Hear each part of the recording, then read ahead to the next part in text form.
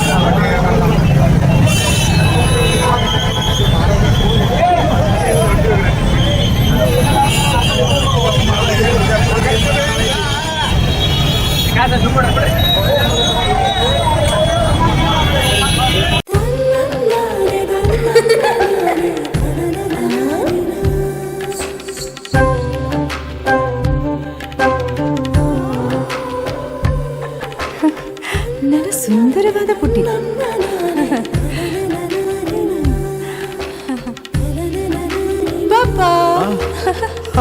ಪಾಪಾ ಇದು ಹಲ್ದಿಗಲ್ವೇ? ಇದು ಮೆಹಂದಿ. ಇದು ಅದು ರಿಸೆಪ್ಷನ್ಗೆ.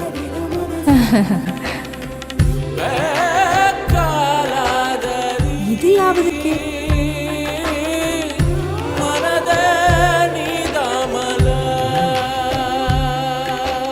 For me?